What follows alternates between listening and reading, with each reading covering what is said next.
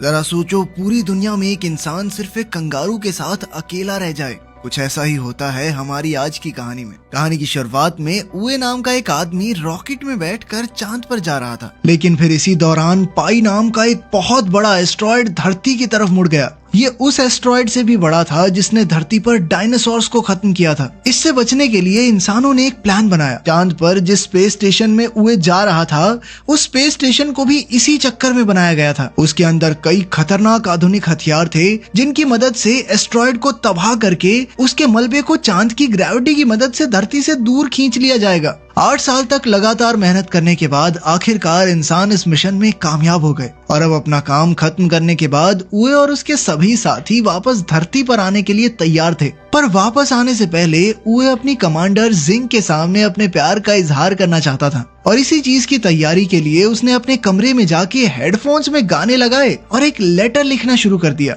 उसी वक्त जू नाम के एक एस्ट्रोनॉट ने घबराते हुए कमांडर जिंग को एक खबर दी। दरअसल ऐन वक्त पर उनके हथियारों में कुछ गड़बड़ी हो गई थी। अगले आधे घंटे में पाई एस्ट्रॉयड का सारा मलबा चांद पर गिरने वाला था। ये खबर मिलते ही कमांडर जिंग ने तुरंत ही स्पेस स्टेशन को खाली करने के ऑर्डर्स दे दिए, जिसके बाद सभी लोग पूरी रफ्तार से अपने अपने रॉकेट्स की तरफ भागने लग गए। लेकिन वहीं यूए अभी भी अपना लव लेटर लिखने में लगा हुआ था और कानों में लगे हेडफोन्स की वजह से उसे कोई वार्निंग अलार्म भी सुनाई नहीं दिया। पर कुछ ही मिनटों के बाद उसकी नजर पहले रॉकेट पर पड़ी, जिसे देखते ही वो पूरी रफ्तार से बेस स्टेशन की तरफ भागा। उस वक्त पर वहाँ 6 और रॉकेट्स मौजूद थे, जिन्हें देखकर उए को थोड़ी तसल्ली महसूस हुई। पर तभी अचानक से 5 रॉकेट्स एक साथ ही उड़ गए, जिसके बाद उए के पास सिर्फ एक आखिरी रॉकेट बचा था। उसने अपनी टीम के साथ संपर्क करने की कई नाकामयाब कोशिशें की, लेकिन फिर कोई दूसरा चारा न दिखने पर उसने अपने रोवर को पूरी रफ्तार से भगाना शुरू कर दिया। पर तभी उसके रास्ते में एक बहुत बड़ा गड्ढा आया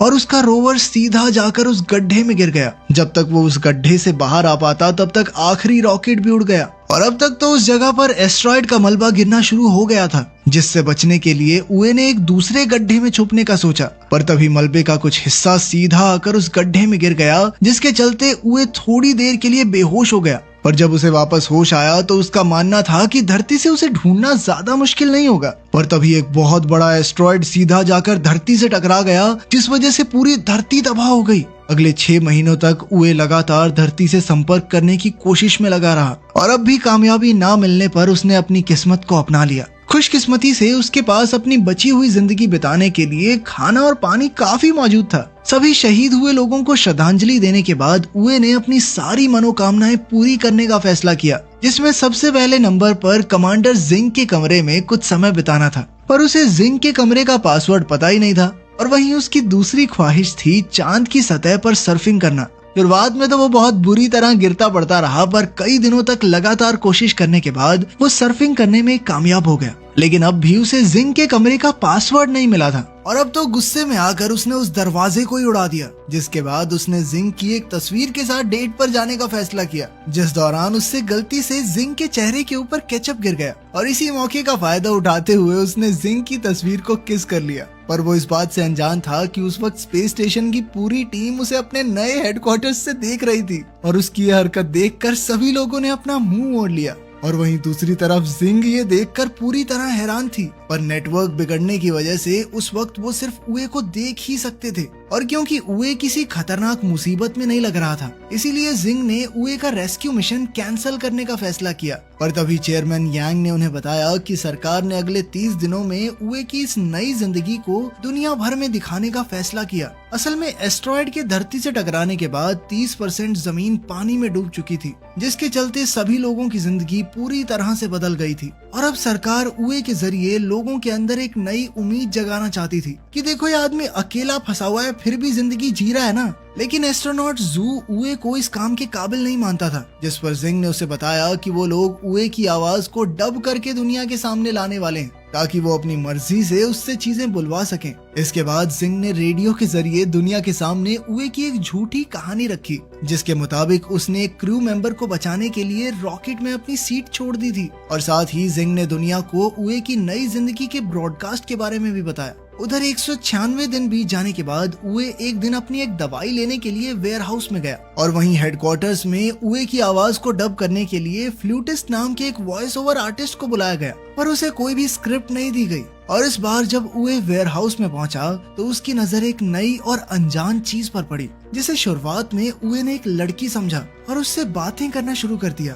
पर जैसे ही वो उसके पास पहुंचा तो उसने देखा कि वो एक हट्टा कट्टा कंगारू था। और उसी समय पर जब लाइव स्ट्रीमिंग चालू की गई तो कैमरा सीधा उस कंगारू के चेहरे पर चला गया और इधर सभी चीजों से अनजान फ्लूटिस्ट ने भी कंगारू के होठों के हिसाब से डबिंग करना शुरू कर दिया। जिंग ने फ्लूटिस्ट को रोकने की कोशिश की, पर तब तक बहुत ज्यादा देर हो चुकी थी और कई लोगों ने इस चीज को देख लिया था और अपनी इसी गलती के चलते जिंग और जू को चेयरमैन के सामने पेश होना पड़ा, जहां उन्होंने बताया कि उनकी रिसर्च टीम कॉन्ग नाम के कंगारू को बेस स्टेशन पर ही छोड़ आई है। और वहीं दूसरी तरफ फ्लूटिस्ट कोई असली वॉइस ओवर आर्टिस्ट नहीं बल्कि सोशल मीडिया पर अलग अलग चीजों का वॉइस ओवर करने वाला एक इन्फ्लुएंसर था। और अपनी इस गलती के बाद जिंग ने फैसला किया कि वो लोग वीडियो की डबिंग करने के बजाय उसे एक कहानी की तरह सुनाएंगे। उधर स्पेसशिप में कॉन्ग को अपने पास बुलाने के लिए उए ने एक फीमेल कंगारू का रूप लिया, पर जैसे ही कॉन्ग को उसकी असलियत के बारे में पता चला तो उसने उए को पीटना शुरू कर दिया, जिसे देखकर फ्लूटिस्ट जोर जोर से हंसने लग गया। इसके बाद जिंग ने सारी गलती की जिम्मेदारी अपने सर ले ली और तभी उसे एक और खबर मिली कि स्पेसशिप में कॉन्ग और उए के बीच एक फाइटिंग मैच होने वाला था। इसके बाद सभी लोग बड़े ही ध्यान से उस मैच को देखने में लग गए, पर तभी कॉन्ग ने अपनी ताकत दिखाते हुए उए को पेट मार के बेहोश कर दिया। उसकी इस हालत को देखकर जिंग ने उए से बात करने की कोशिश की और जब होश आने पर उसने कम्युनिकेशन चैनल पर लाइंस देखी तो वो खुशी से रोने लग गया। किसी को सुन ना पाने के बावजूद भी उसे इस बात की खुशी थी कि धरती पर लोग जिंदा हैं। आपस में समझौता करने के बाद उन दोनों ने अपने रोवर में बैठकर एक टूटे हुए अपोलो 18 के पास जाने का फैसला किया ताकि वो उसका इस्तेमाल लूनर स्टेशन पर पहुंचने के लिए कर सकें,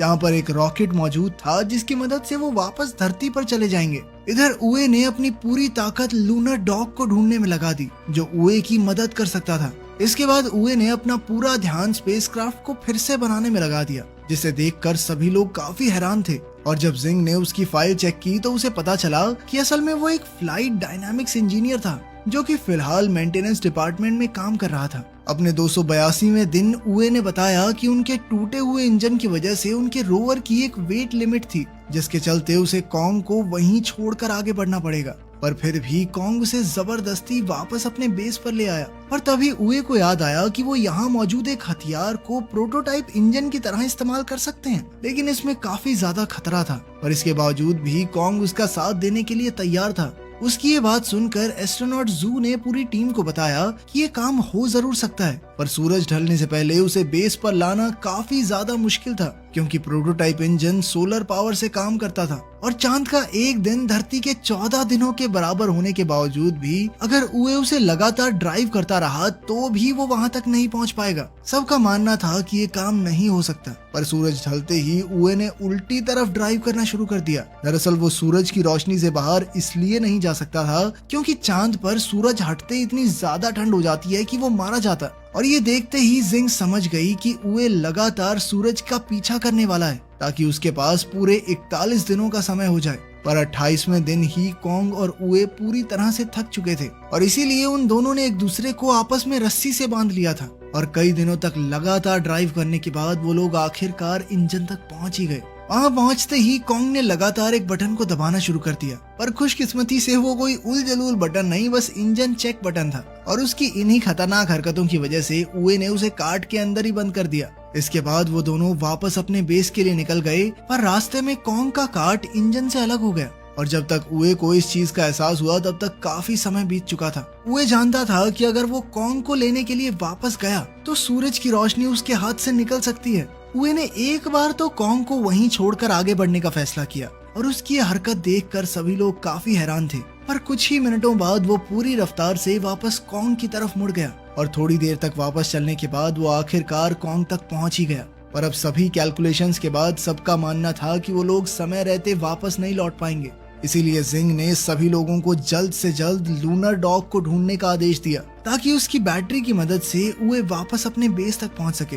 इधर काफी समय से बिना सोए लगातार गाड़ी चलाने की वजह से उए और कॉन्ग दोनों ही काफी ज्यादा थक चुके थे। पर तभी सूरज ढलने की वजह से अब उनके पास सिर्फ 5 घंटे की बैटरी बची थी। पर तभी लूनर डॉग अचानक से एक्टिवेट हो गया, पर पावर सेविंग मोड में होने की वजह से वो उन दोनों को नहीं ढूंढ सकता था। उधर बेस से 55 किलोमीटर दूर बैटरी खत्म होने की वजह से कैबिन पूरी तरह से जम चुका था और मजबूरन उए और कॉन्ग को शिप से बाहर आना पड़ा। उधर एस्ट्रोनॉट जू ने लूनर डॉग का कंट्रोल अपने हाथ में लेकर उसे उए तक पहुंचाने का फैसला किया, पर रास्ते में ही बैटरी खत्म होने की वजह से लूनर डॉग एक बहुत बड़े गड्ढे में गिर गया, जिसे देखकर धरती पर सभी लोग बहुत निराश थे। उधर उए और कॉन्ग तारों को देखते हुए आपस में बातें कर ही रहे थे कि तभी उए एक बार फिर से जिंग की यादों में खो गया। और तभी थोड़ी देर बाद जब उसे होश आया तो उसने देखा कि कॉन्ग एक कांच की रिफ्लेक्शन का पीछा करते हुए इधर उधर भाग रहा था। इससे उए को एक आइडिया आया और उसने कॉन्ग की पीठ पर एक स्लेज बांध दिया, जिसके बाद उसकी सर्फिंग प्रैक्टिस बहुत काम आई। अब वो दोनों बड़ी ही तेजी से आगे बढ़ रहे थे, पर तभी उनके सामने एक बहुत बड़ा गड्ढा आ गया, जिसे पार करने के लिए उए ने बड़ी ही चालाकी से नाइट्रोजन टैंक्स का इस्तेमाल किया। उसकी ये कामयाबी देखकर धरती पर सभी लोग काफी ज्यादा खुश थे और अब उन सभी में एक नई उम्मीद जाग गई थी। दूसरी तरफ अपनी बहादुरी की वजह से उए को धरती पर कई सम्मान मिले, जिन्हें लेने के लिए चेयरमैन खुद जाया करते थे। तभी जिंग ने चेयरमैन को बताया कि आने वाले 3 महीनों में कम्युनिकेशन लाइंस ठीक होने वाली थी, जिसके बाद वो लोग उए से संपर्क कर सकते हैं। धीरे धीरे चीजें वापस से ठीक होने लगी थी, पर कोई ये नहीं जानता था कि पाई एस्ट्रॉइड का एक बहुत बड़ा हिस्सा अभी भी खतरा बनकर उन सभी का इंतजार कर रहा था। उधर उए और कॉन्ग आपस में खेल रहे थे कि तभी कॉन्ग ने गलती से कुछ तारों को छू दिया, जिसके बाद उए को स्क्रीन पर पिछली बार की तरह कुछ सिग्नल्स दिखाई दिए। ये देखकर अब उए को लग रहा था कि शायद धरती पर कोई जिंदा नहीं बचा है और शायद पहले भी कॉन्ग ने इसी तरह तारों से कुछ छेड़खानी कर दी होगी और तब वो सिग्नल आए होंगे। ये देखकर उए काफी ज्यादा उदास हो गए और उधर जिंग ने अपनी पूरी ताकत से कम्युनिकेशन लाइंस ठीक करने का काम शुरू करवा दिया। कुछ दिनों बाद उए ने कॉन्ग के लिए एक महिला कंगारू का खिलौना तैयार किया और खुद सब खत्म करने के लिए शिप से बाहर चला गया। अब उए बहुत हताश हो गया था, इसीलिए जिंग ने पूरी दुनिया को बताया कि असल में उए क्या महसूस कर रहा है और साथ ही उसने सभी लोगों से मदद मांगते हुए कहा कि अपने फोन की फ्लैश लाइट को चांद की तरफ मोड़ दें। उधर उए जहाज से दूर अपना हेलमेट खोलने ही वाला था कि तभी उसकी नजर धरती से आ रही रोशनी पर पड़ी और ये देखते ही वो अपने घुटनों के बल बैठकर रोने लग गया। थोड़ी देर बाद बेस पर वापस जाकर जब उए ने कम्युनिकेशन बटन ऑन किया तो वो आखिरकार अपने सभी साथियों को सुन पा रहा था, जिन्होंने उसे धरती पर चल रही उसकी लाइव स्ट्रीमिंग के बारे में बताया। पर इसके बावजूद उए कुछ बोल नहीं रहा था, इसीलिए सभी लोगों ने जिंग को उसके सामने खड़ा कर दिया, जिसके हेलो बोलते ही वो काफी खुश हो गया। अगले कुछ दिनों तक सभी इंजीनियर्स ने उए को उसका स्पेसक्राफ्ट सही करने में मदद की, लेकिन खुश तो सिर्फ वो जिंग को देखने के बाद ही होता था। और आखिरकार स्पेसक्राफ्ट तैयार होने के बाद एक रात उए को जिंग से अकेले बात करने का मौका मिल गया, जिस दौरान उसने उए को बताया कि उसने मेंटेनेंस डिपार्टमेंट सिर्फ और सिर्फ उसी की वजह से ज्वाइन किया था। असल में उए पहले इस डिपार्टमेंट में काम करने के लिए तैयार नहीं था, पर तभी उसकी नजर पास से गुजर रही जिंग पर पड़ी और जिंग को देखते ही उसे प्यार हो गया। अब उसने सोच लिया था कि भाई चांद पे तो मैं जाके रहूंगा, इस बंदी के साथ रहना है तो रहना है। जिसके बाद वो मेंटेनेंस डिपार्टमेंट में छोटा सा काम करने को भी तैयार हो गया। उसकी ये बात सुनकर जिंग ने भी उसे बताया कि उस दिन रॉकेट में बैठते वक्त उसने उए को भागते हुए देख लिया था, और अफसोस वो उस वक्त उसका इंतजार नहीं कर सकती थी। उनकी इस बातचीत की वजह से किसी का भी ध्यान धरती की तरफ बढ़ रहे एस्ट्रॉइड के ऊपर नहीं गया। अगले दिन कॉन्ग और उए अपने घर वापस आने के लिए पूरी तरह तैयार थे और अपनी टीम की मदद से उन्होंने आखिरकार स्पेसक्राफ्ट को सही सलामत लॉन्च भी कर लिया, जिसे देखकर सभी लोग काफी ज्यादा खुश थे, क्योंकि उए और कॉन्ग चांद पर 923 दिन बिताने के बाद आखिरकार स्पेस स्टेशन में पहुंच गए थे। पर तभी जू ने एक अर्जेंट मीटिंग बुलाकर सभी को पाई के उस बड़े हिस्से के बारे में बताया जो तेजी से उनकी तरफ बढ़ रहा था। और वहीं चेयरमैन का मानना था कि सिर्फ एक ही आदमी उन्हें इस खतरे से बचा सकता है, क्योंकि उसके जहाज का इंजन अपने आप में एक हथियार था। वो आदमी कोई और नहीं बल्कि उए ही था। ये सुनते ही जिंग ने कंट्रोल रूम में जाकर लाइव स्ट्रीमिंग को बंद कर दिया, जिसकी वजह से सभी लोग काफी हैरान थे। पर इससे पहले कि वो उए से बात करती, उसे पहले ही इस खतरे के बारे में पता चल गया था। असल में उसने हेडफोन्स के जरिए उनकी सारी बातें सुन ली थी और अब वो जानता था कि मिसाइल्स में इंजन्स ना होने की वजह से उसे खुद उन मिसाइल्स को एस्ट्रॉयड से टकराना पड़ेगा और मिसाइल के एक्टिवेट होने से पहले उसे अपने स्पेस क्राफ्ट में वापस भी आना होगा। इस मिशन में उसके जिंदा बचने के चांसेस बहुत ज्यादा कम थे, पर इसके बावजूद भी वो इस काम को करने के लिए तैयार हो गया, क्योंकि वो जानता था कि अब धरती को बचाने की जिम्मेदारी उसी के कंधों पर है। पर साथ ही उसने जिंग को कहा कि अगर वो मर गया तो अपने लिए किसी और को ढूंढ ले, क्योंकि वो उसे अकेले उदास जिंदगी बिताते हुए नहीं देखना चाहता। उए के हामी भरते ही धरती पर सभी लोगों को अंडरग्राउंड बंकर्स में जाने के आदेश दे दिए गए। इसके बाद उए ने सबसे पहले कॉन्ग को उसकी सीट से बांध दिया ताकि वो सही सलामत धरती पर पहुंच सके, लेकिन कॉन्ग अपने दोस्त के साथ ही रुकना चाहता था। दोनों के अलग होते ही उए का सामना कई सारे पत्थरों से हुआ और उन्हीं में से एक पत्थर से टकराने के बाद उसका स्पेस क्राफ्ट गोल गोल घूमने लग गया, जिसे रोकने के लिए उए ने अपने कंपार्टमेंट को क्राफ्ट से अलग कर दिया। जिसके बाद मिसाइल्स तो एकदम ठीक थी, पर अब उनका इंजन अलग हो चुका था। तभी जिंग ने उसे बताया कि पाई का वो हिस्सा उसके करीब से होकर गुजरने वाला था और वो किसी भी हाल में उए की बलि नहीं चढ़ाना चाहती। पर यह बात सुनते ही उए ने उसे बताया कि उसे अभी सिर्फ धरती को बचाने के बारे में सोचना चाहिए और साथ ही उए ने अपने जहाज को एस्ट्रॉयड की तरफ मोड़कर लाइव स्ट्रीम को शुरू करने को कहा।